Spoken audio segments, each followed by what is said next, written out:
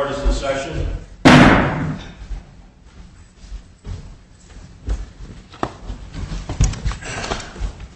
Please be seated.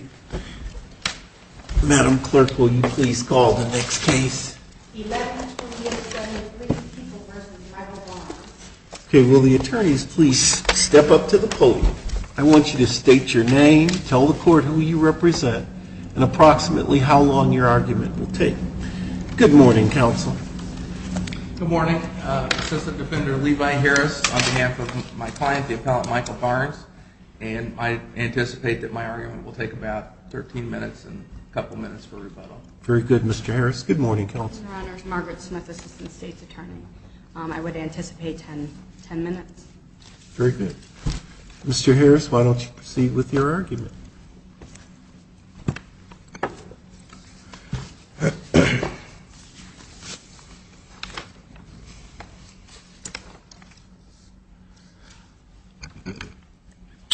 Your Honors, we raised one issue in three subparts in our briefs, and so with court's permission, I'd like to address all three of those in the time that I have.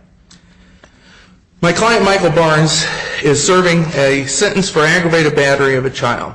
In July 2009, that child, KT, we call him, lived in a basement with his mom, Felice Tony, his baby sister, Mr. Barnes, who was no relation to any of them, in a home with 14 other people. They had no working shower, they had no baby crib, they had no real permanent beds, no refrigerator, no stove. They had a separate area for the pit bulls, and they had the sink in which they took sponge baths, which also reached 126 degrees when you turned on the hot water. And on July 20th, 2009, as my client was babysitting KT in that sort of squalid condition, KT was scalded during a bath by water from that sink. Now, nobody disputed at trial or here that the child sustained these injuries. Nobody disputed that my client caused the injuries. The only issue at trial was whether the injuries were accidental or whether they were intentional and knowing, as the aggravated battery statute requires. But the outcome of the trial that Mr. Barnes had on that issue was unworthy of confidence for three reasons. First, he was denied his confrontation right to question Ms. Tony, the mother, about her children being taken away by DCFS and about the fact that she was still under sentence for a conviction that she had recently before the trial. Second, he was denied his fair trial right when the court let the state introduce evidence that KT, the child, also suffered a liver contusion. And third, he was denied his fair trial right when the court decided to allow the state to show to the jury KT in a state of partial nakedness as a demonstrative exhibit. So we're here asking the court on those bases to reverse and remand. First, the Confrontation Clause issue. Mr. Barnes was denied his right of cross-examination when the court would not allow him to question the mother of the child about a sentence that she was still under and about her children being taken away by DCFS. The right of cross-examination, as we know, is a primary interest that's secured by the Confrontation Clause. Witness partiality is always subject to being probed on cross-examination. But the sentence you're talking about arose out of Ms. Tony's prostitution, correct? Correct. And her arrests were after these injuries to her son. It's correct that the arrests were after the, yes. And the relevance that you articulate was that perhaps she had worked something out with the state and was motivated to testify the way the state wanted her to so that her prostitution problems would go away. Almost, Your Honor.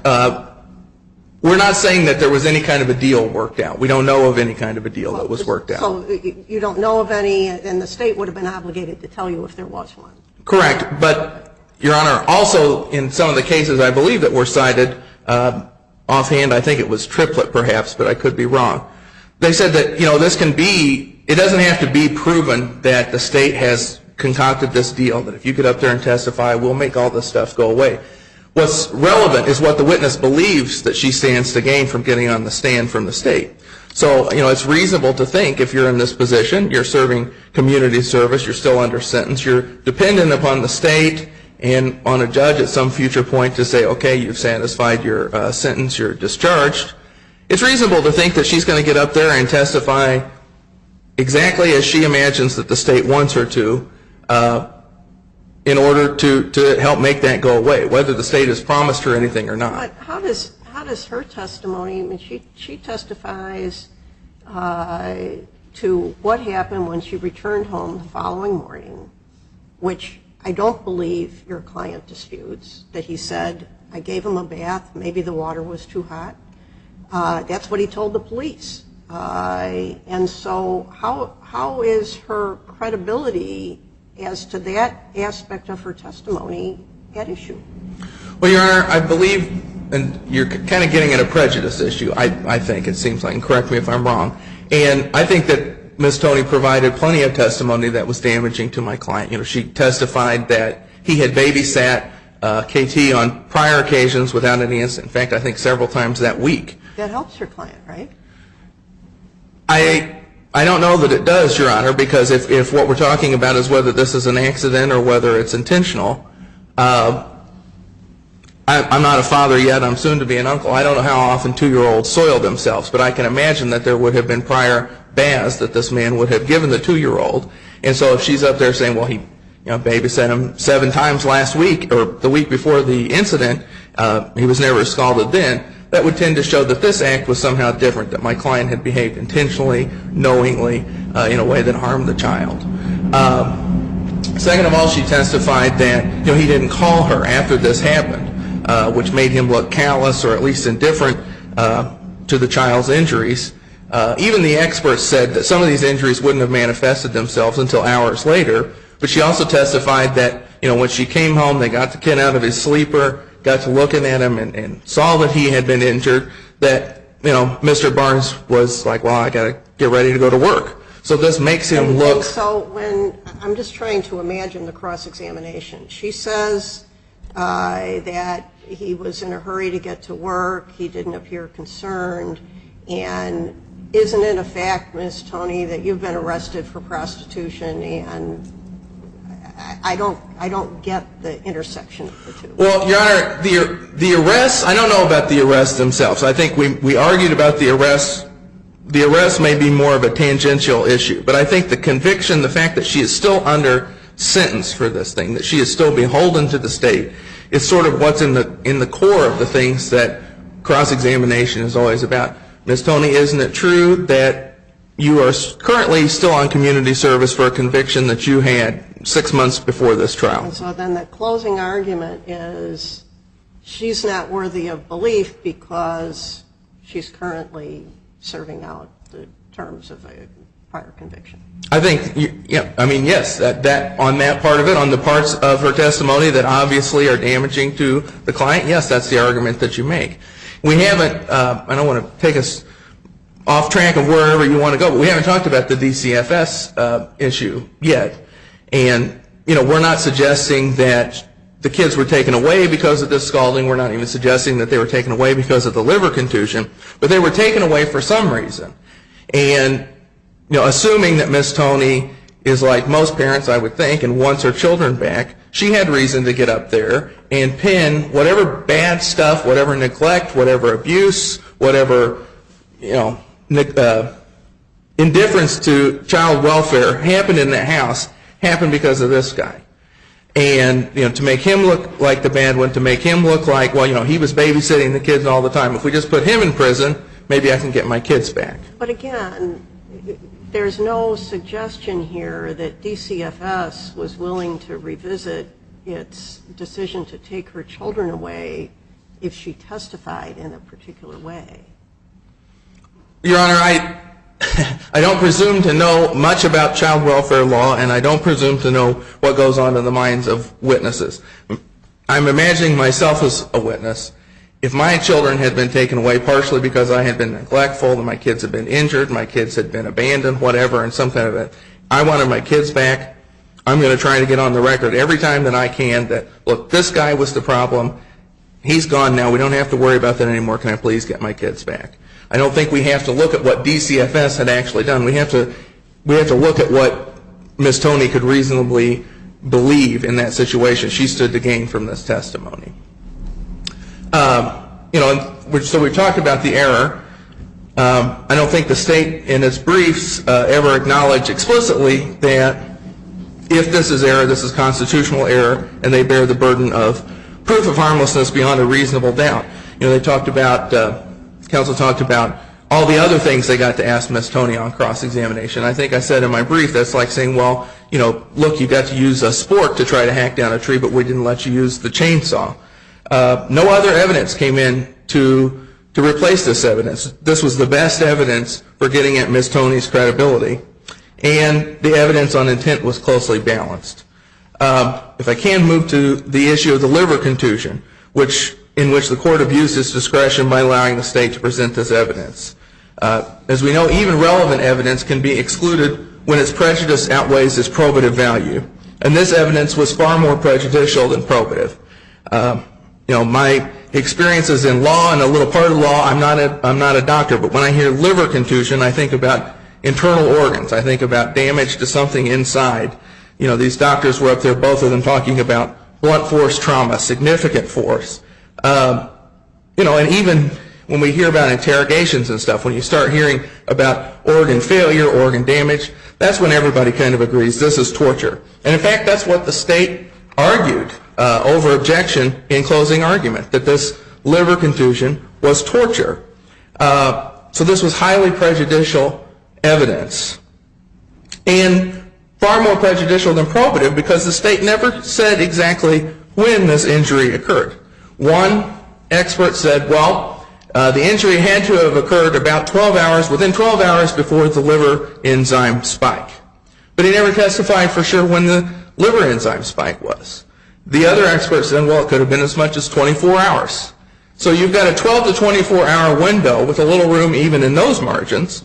Some of that time, Mr. Barnes had exclusive custody of KT. Some of that time, his mother had exclusive custody of him. Some of that time, there were other children in the house, maybe other adults. I know during part of the time, the mother was sleeping on the couch while movies were playing, and there were children running around the house. So they never pinned down exactly when this injury takes place.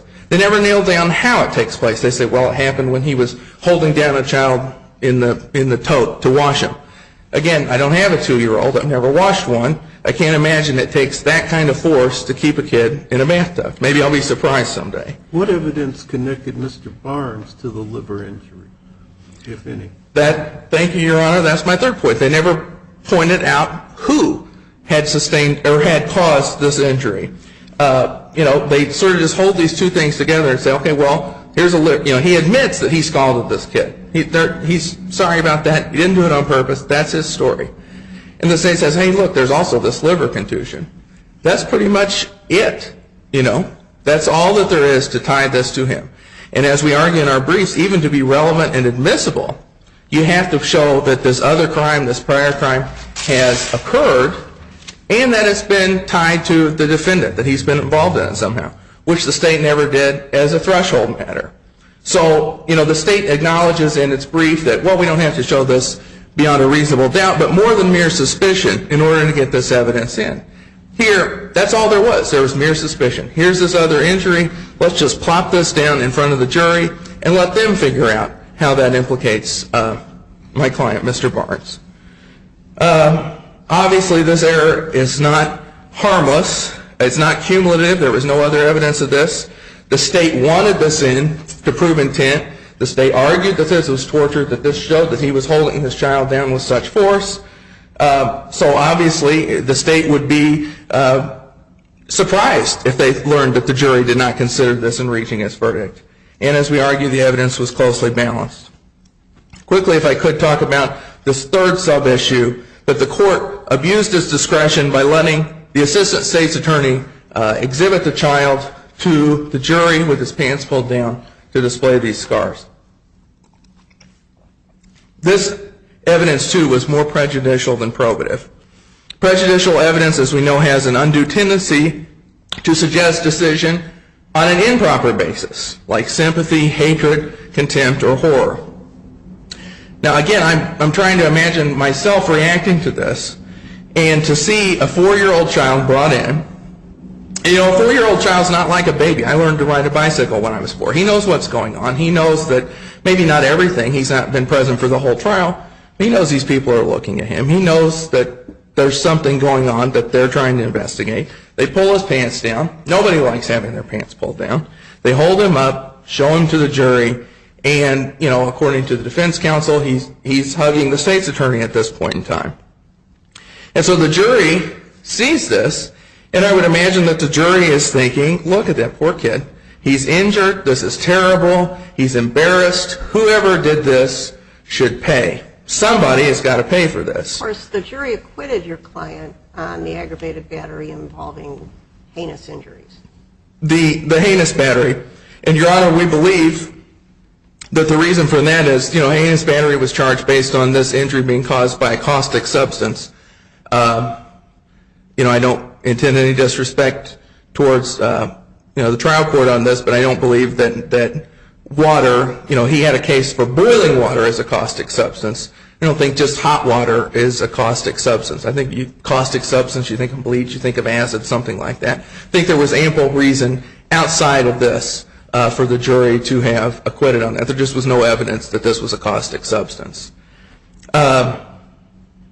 So what's critical for me about this is this evidence didn't bear at all on the one issue that was at issue, which is intent.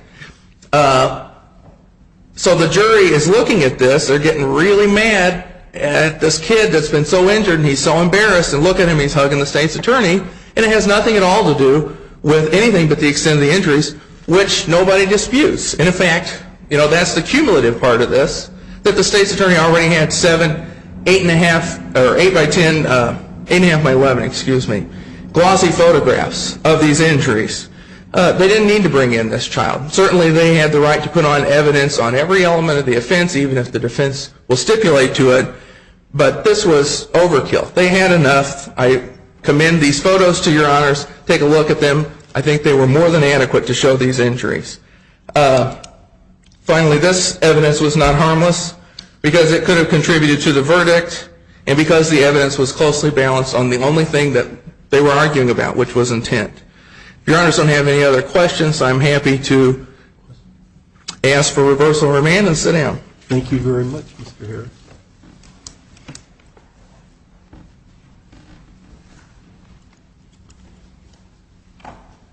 Ms. Smith. Good morning. May it please the Court. My name is Margaret Smith, and I'm an Assistant State's Attorney representing the people of the state of Illinois. Excuse me. You got to keep that kind of in front of you because it's being taken. Is that okay? Well, you can move it back. I don't want it to obstruct you. Yeah, I couldn't see. Sorry. The trial court properly exercised its discretion in precluding defendant from presenting evidence of Felice Tony's arrest for prostitution and her contacts with DCFS. The issue the court looks at in determining the sufficiency of cross-examination is what the defendant was allowed to do, what the person was allowed to elicit on cross-examination, not what they were prohibited from doing, but what they were allowed to elicit. Here, defendant elicited testimony that Felice performed oral sex on the defendant for money, that she, in fact, performed an act of prostitution. The defendant elicited the fact that the apartment was horrendous. It was horrendous living conditions. As defense counsel mentioned, defense counsel at trial brought out the fact there was no stove, no refrigerator, no working shower, no crib, no changing table, no regular beds, no baby bathtub. They were living with pit bulls, and there were at least 14 other people living in the apartment. That was elicited by defense counsel on cross-examination. So defense counsel was allowed to bring out that Felice Tony was a disreputable woman and, in fact, performed an act of prostitution, and that she was raising her child in horrendous living conditions. You also had defendant eliciting the fact that Felice left Cameron with the defendant while she drank alcohol and smoked marijuana that night. She was out partying with her friends. She had done so on previous occasions. You also had the elicitation that Felice woke up at noon the morning of the incident, and Cameron was in the care of defendant while she slept till noon. that when Felice came home, she didn't immediately notice that Cameron had any injuries. Defendant hammered her on that. You didn't notice right away. This is your child, right? You didn't notice that there was something wrong with him. Defense counsel also elicited that she didn't notice any injuries on Cameron before she left that night, before she left him in defendant's care. Defense counsel also elicited the fact that she did not tell defendant what clothes to change Cameron into, which became an issue in terms of defendants trying to cover up the injuries and mask his intent. The Confrontation Clause guarantees the opportunity for effective cross-examination, but not to conduct cross-examination however the defendant chooses. Here, the defendant was allowed to present his theory of the case. The record as a whole establishes that the jury was aware of the factors, adequate factors, concerning the impeachment of Felice Toney as to her character. And that, you have to look at what defense counsel was allowed to present and what they got out on their cross-examination. And here, defense counsel got out, she performed an act of prostitution. She goes out partying with her friends and leaves them with the defendant all the time. And that's what she did this night. And that she was raising her kid in these horrible, horrible conditions. Defense counsel got that out. They got their theory of the case out. In terms of the DCFS, the court actually testified that if Felice testified differently at trial than what was in the DCFS records, they could actually ask her about the DCFS records. But she didn't testify differently. As Your Honor pointed out, she said, he told me the water must have been too hot. I don't know what happened. The water must have been too hot. It was consistent with what the defendant's theory was. She wasn't making anything up. She didn't fabricate any evidence here. The defendant doesn't actually argue it. They just want the suggestion of that. Furthermore, Felice did not have any pending arrests for prostitution. And that's actually what the issue was, arrest, not a sentence. That's what defendant argued on the pretrial motion, was the pending arrests would have made Felice want to curry favor with the police and the state's attorney and fabricate testimony. Well, there were no pending arrests. Counsel here is now arguing about a sentence. Actually, there were no pending charges. They were dismissed pending a diversionary program. There's nothing in the record about a pending sentence. It's all about her arrest for prostitution, which all occurred after the incident here where Cameron was burned and were disposed of before trial and have nothing to do with her character. They have no tie-in.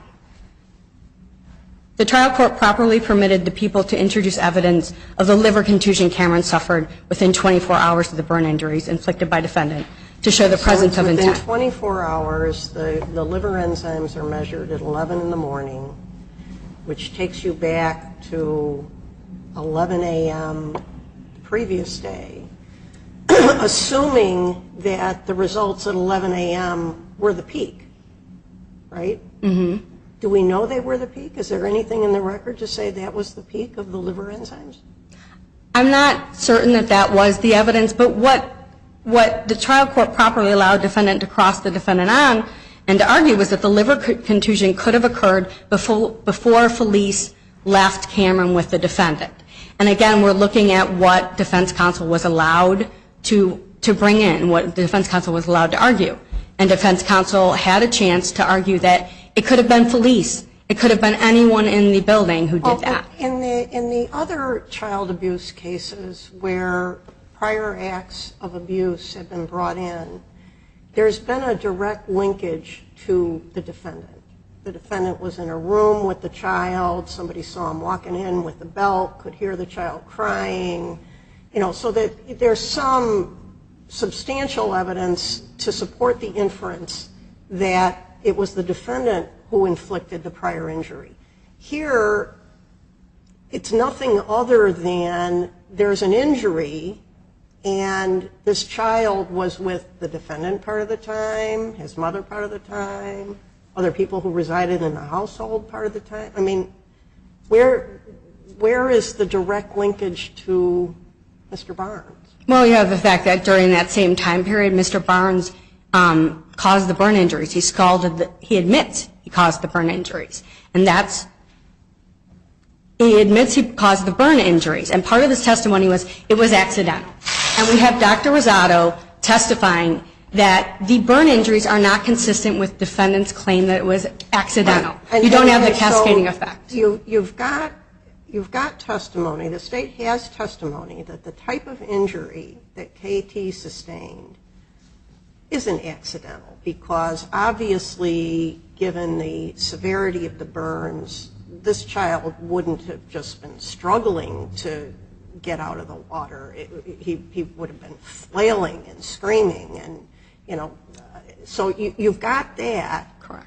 And the issue is, does the jury believe Mr. Barnes when he says, I didn't know the water was that hot, and I didn't know he was burned? And so the liver contusion then, you know, Dr. Rosado says this is a blunt force trauma injury, most likely the result of child abuse, but we don't have anything that connects it to Mr. Barnes, given the evidence. Well, the fact that Mr. Barnes claims it was just another bath and the child wasn't really struggling any more than he would be in a normal bath.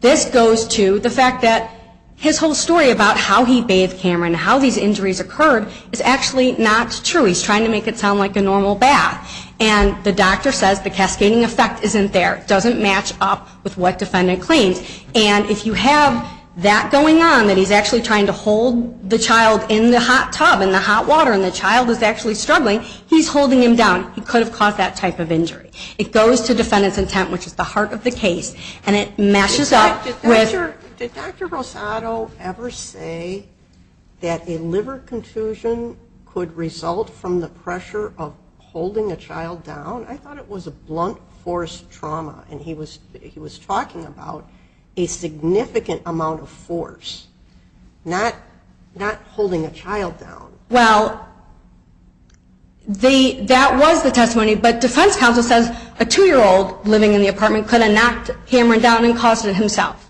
So there was discussion and testimony as to what could have caused it. Significant force would have caused it. Defense counsel argued a 2-year-old just walking by could have knocked Cameron down and caused it.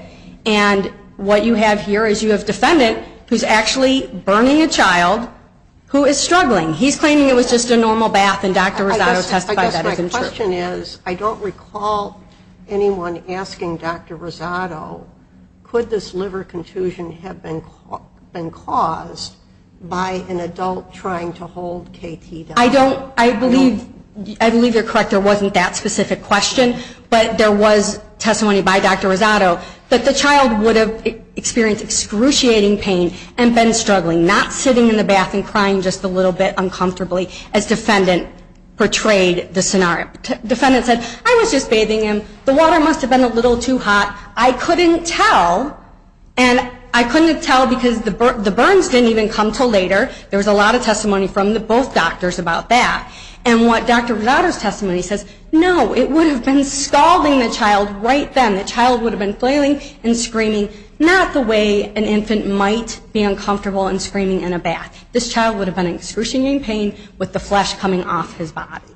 That's the pain that this child was experiencing. The defendant's scenario is not meshing up with the medical evidence, and therefore it's not an accident. It's medically, it does not appear to be an accident, as defendant is claiming, and it appears to be intentional child abuse. Counsel, I thought the testimony was that the child, if the water was that hot and the child was sitting in the tub or being held in the tub, that the child would have been screaming because he was in pain. But I don't remember anything about the skin peeling off at that moment. No, I'm sorry. I didn't mean to claim it was at that moment. I meant the contact would have resulted in the injuries that did occur where the child, correct. Right. Correct. Thank you.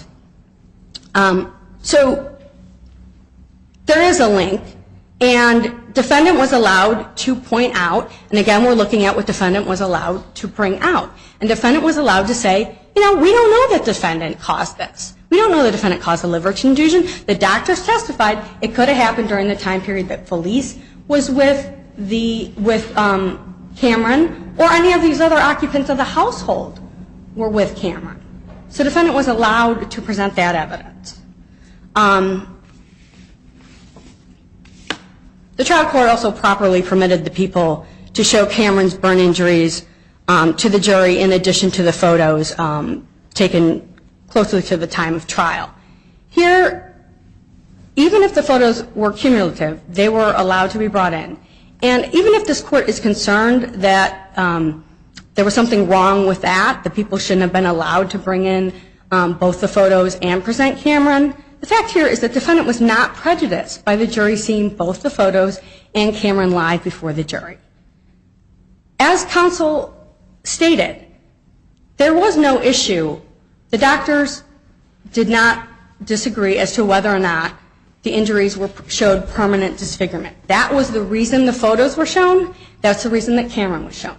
That's not an issue. But the point was that Mr. Barnes was not contesting that either. He wasn't contesting the extent of the injury. Exactly. So we have to look at... So what's the point of having Cameron when the extent of the injuries is not at issue?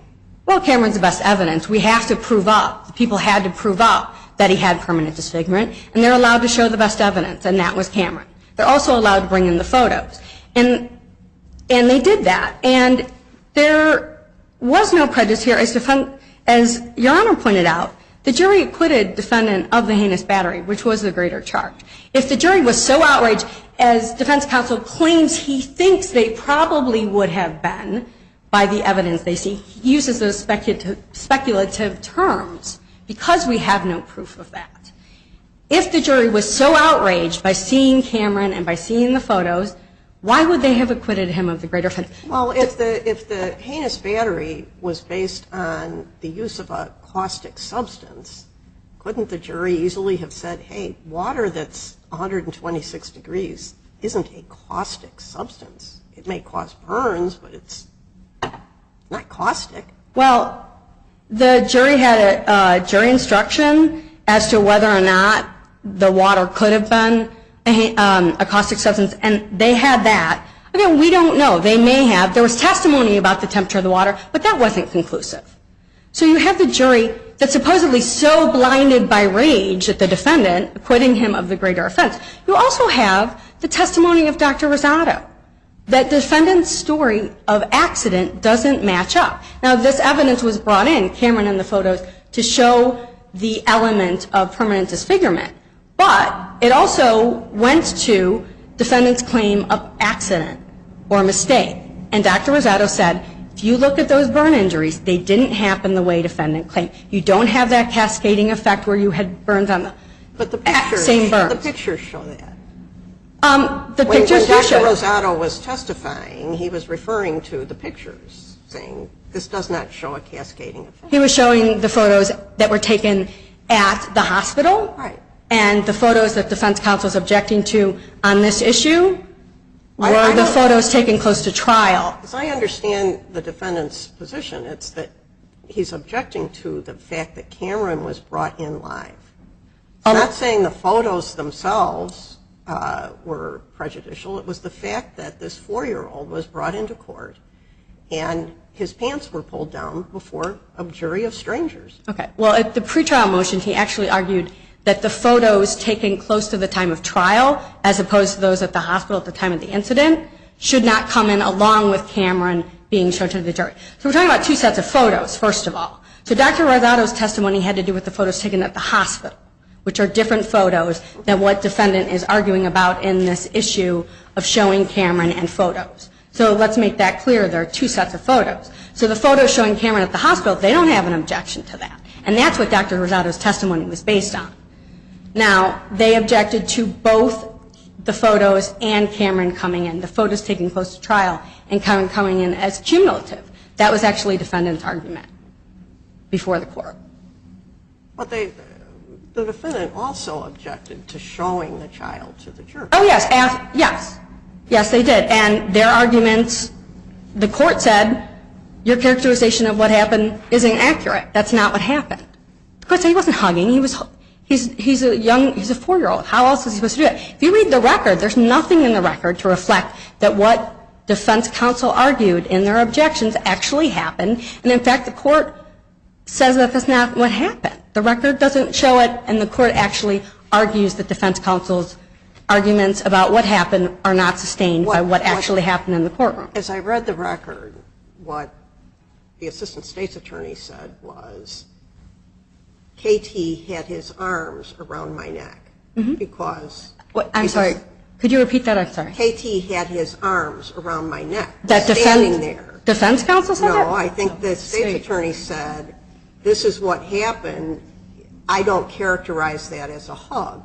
No, that is not what, I believe that was what the court said. I believe it's the court who said that. The state's attorney did not say that. And even if, I don't know, I don't believe the state's attorney said he was hugging me. The court said, it's a 4-year-old. How else is she going to hold a 4-year-old? Okay, that's what the court said. And the record doesn't indicate what defense counsel was characterizing it, and the court actually disagrees with defense counsel's characterization. So you have the record and the judge's statement of what actually happened, which contradict what defense counsel claims. You could read in, and counsel in fact said, I would imagine the child would be frightened. I would imagine, I don't have kids, but I would imagine that child would have been upset. Well, there are a lot of mild kids who wouldn't be upset. I could speculate the other way. I can't think of one. Honestly, I can't think of a 4-year-old who could walk into a courtroom, have his pants taken down in front of strangers, and think that that was just fine. I didn't say it was fine. I'm saying wasn't necessarily hugging. The way they're characterizing was the kid was traumatized. There's nothing in the record to show that. And the judge says to defense counsel when they make that objection, that's not what happened. And do you expect us to just suspend our belief in reality and what 4-year-olds are likely to do when they're being held up? He's being held facing the state's attorney with his backside to strangers up high enough for people to see him. So of course his arms are going to be around this person's neck. Is that a hug? Is it a tight hold? How is that state's attorney holding him? What it looks like to the jury is still going to look like a hug. It's still going to look like this child is relying on the state's attorney to comfort him. I think the comfort is really the issue, and I think the judge was saying she was just holding the child. The court actually says that's not what happened. It wasn't hugging. She was simply holding the child. She's holding a child. Like you just said, they have to have the arms around. And you can say there's a distinction between a hug and merely holding on to someone for support. Well, and that's what the court said. Your characterization is not accurate. So you have the record, which actually doesn't reflect what counsel argued, and you have the court itself who was there saying. Even if it wasn't a hug, like, Mommy, I love you hug, just holding, clutching, clinging to the state's attorney because he's frightened or ashamed or embarrassed. It isn't necessarily what the state's attorney believes is a hug, or even what Cameron believes is a hug. It's the perception that the jury has that somehow this child has come now to bond with the state's attorney. It's not the mom holding the child. It's clearly not the defense holding the child. It's not a sheriff holding the child. It's not a DCFS worker holding the child. It's a state's attorney. So there's this now connection between the state's attorney and this frantic child. Okay, well, and that's troubling to me. Well, the record doesn't indicate the hugging or the other things that defense counsel objected to at the time, and the court who was there said, that's not how it happened, counsel. You can speculate that the child would have been upset, that the child was actually really tightly hugging, but there's nothing in the record to show that. And when defense counsel tried to characterize it that way, the court said, that's not what happened. I thought the court said that it wasn't what the jury saw. Well, the discussion was about how Cameron was being shown to the jury. So the discussion was what actually happened when the jury was seeing. There was discussion about the child having candy before, but that's not the hugging. That's separate. And the issue was the characterization of the hugging. And we can all read in that the child was frightened and traumatized and really wanted to have solace from seeing, but there's nothing in the record to reflect that. And the court actually says, that's not how it went down.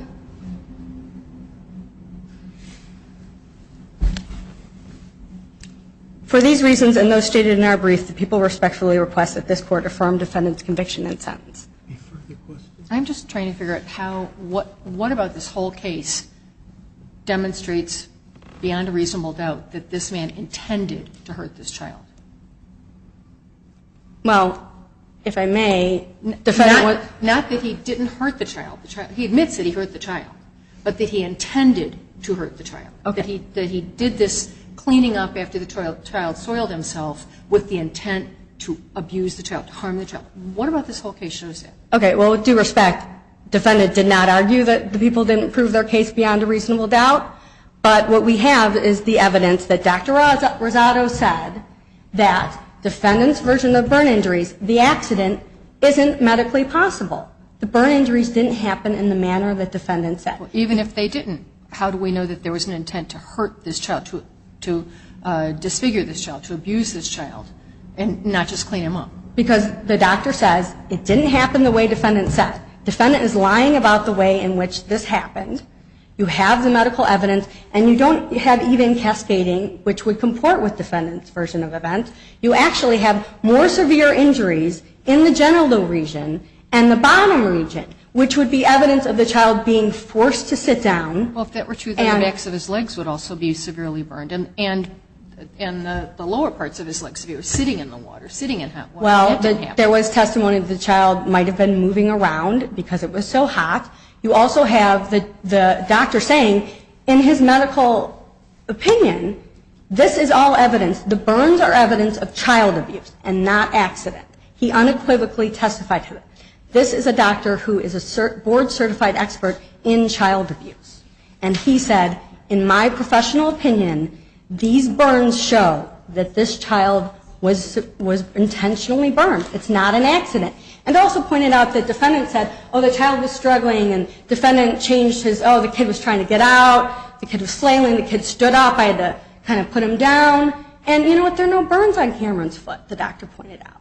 All these factors, the doctor pointed out the lack of cascading, the concentration of the burns in the genital region, which would comport with holding the child down, or lack of accident.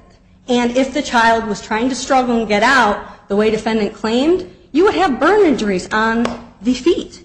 If he poured the water the way he claimed over Cameron, even if he didn't know it was hot, which is what he claims, you would have had cascading burns down on his shoulders, his ears, his head, in a manner that was more significant than what actually happened.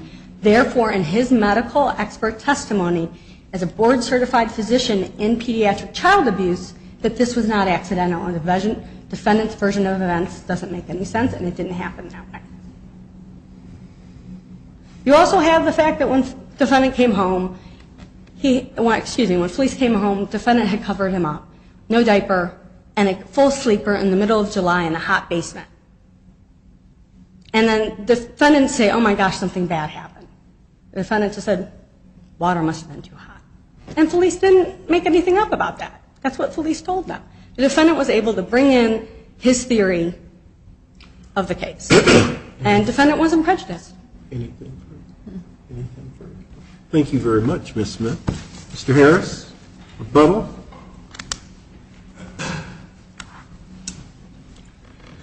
If I could, I'd kind of like to take these backwards. First of all, we just got done hearing about, the expert said this couldn't have happened by accident. If you look at page AA 236 of the record, the witness, or the expert witness admitted on cross-examination, yeah, there could be a reasonable explanation for this. It could have been an accident. Again, I know I've been accused of speculating all over the place. If I had just burned a kid and I knew about it, I would have been out of there. I wouldn't have been getting dressed for work, casually taking my time, putting a kid in a sleeper. I would have been gone. And to me, the very things that counsel says indicate callousness or indifference towards this child's injuries indicate no consciousness of guilt. He's just going about his business. We spent a lot of time talking about or hearing about, the business about the hug. And I feel like counsel forgot what actually transpired when counsel and trial court were talking about this. AA 254 and 55, defense counsel says, Judge, I want to put this on the record. The child was hugging the state's attorney during the portion of the exhibit and giving candy. The court never says that's not what happened. The court never says, well, that's just your interpretation. The court says, first of all, the jurors didn't see the candy part. Second of all, it's a 4-year-old boy. The state's attorney picked the boy up, held him against her, and the jurors were shown his pants. I assume there was more than pants, or else this was a really poor demonstrative exhibit. So that's what actually happened, according to the transcription. I think Your Honor's brought up with the counsel if there was no issue about the burns, if everybody agrees about the burns, then why not only bring in these pictures, but also have KT in there? We heard about, well, nobody knows what the jury's thinking. We never know what the jury's thinking. We have to investigate and use our minds to imagine what the prejudicial effect of any erroneously admitted evidence would be on a jury.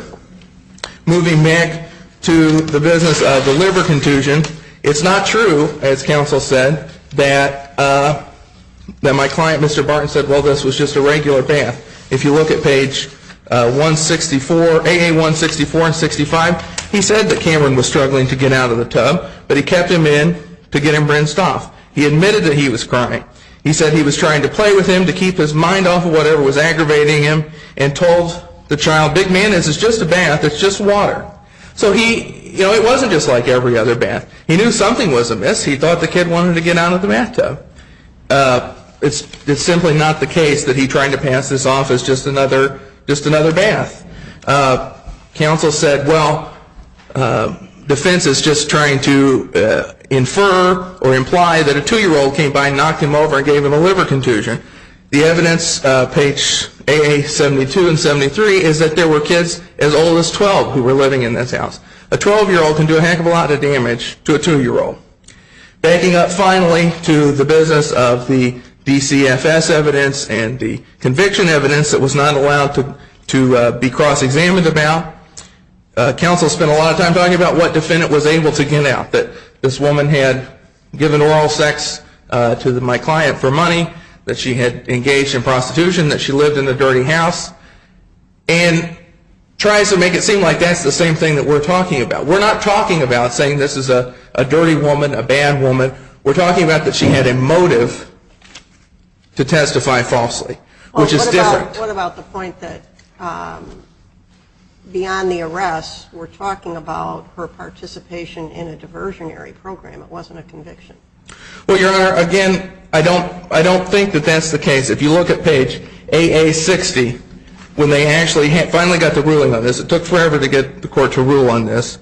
The state says that there is a January 29, 2011 arrest for prostitution in Country Club Hills, and that's still pending. She's on community service. Again, to me, that seems like she's still under sentence. Her sentence has not been discharged. She's got to serve out something. Anything any further than that the state may be privy to about what this case involved is not in the record.